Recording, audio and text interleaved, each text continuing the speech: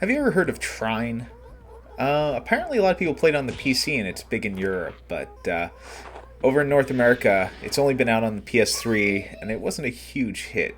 Uh, but it sounded interesting to me.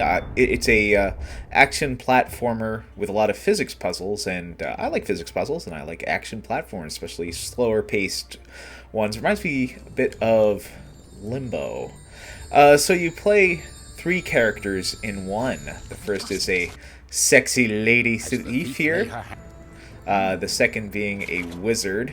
And the third, which is why we're talking about it today, is a very large knight. Now, your knight is the offensive character. You can switch between him and all the others at will because since you touched that artifact that I showed you a second ago, you are all now basically the same body. As you can see, you use physics to break things and to solve puzzles, which is a great idea.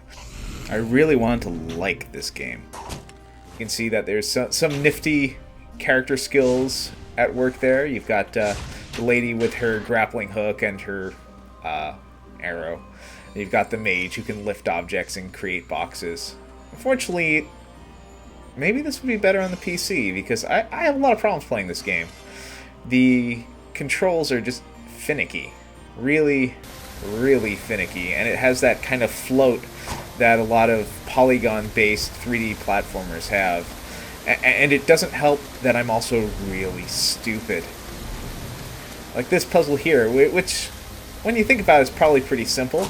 But I spent a good half hour trying like the same way over and over. Or, oh, here you get a good look at creating boxes, which is really cool. It's sort of like Okami, where you draw a box and the box appears. But no, that's not how you solve the puzzle. How you solve the puzzle is really easy once you think about it, but it's one of those things where if you don't think about it the right way, you can be stuck trying the same thing over and over again. The problem is, I suck at this game.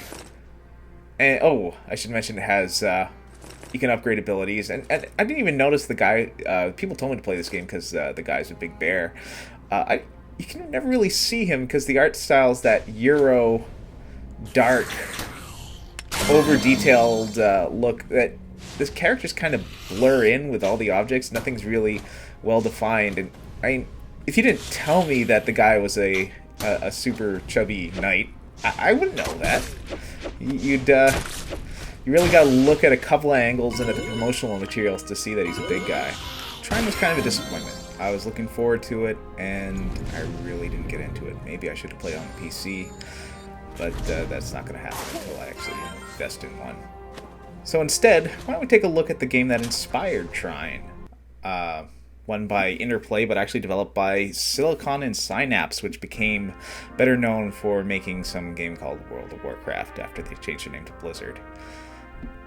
Yeah, they were definitely bears, too, so it's pretty relevant to this particular podcast. Olaf and Eric the Swift and Balrog are all... Oh, I wouldn't call this super deformed because it's not anime, but I don't know. Very cartoony. Oh, gee, get your finger out of there, Olaf. Very cartoony Vikings. Reminds me a bit of the art style from How to Train Your Dragon, if you've seen that. And yeah, this was a huge game for me. I got it in 1992, and I thought it was amazing. Of course, I never finished it because once again, I'm really, really stupid.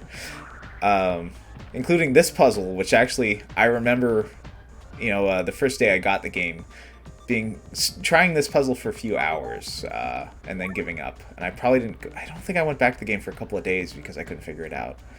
Yeah, you use the boots. You've got to get the boots. It also doesn't have that 3D game floatiness, so it actually, controls well. Play it.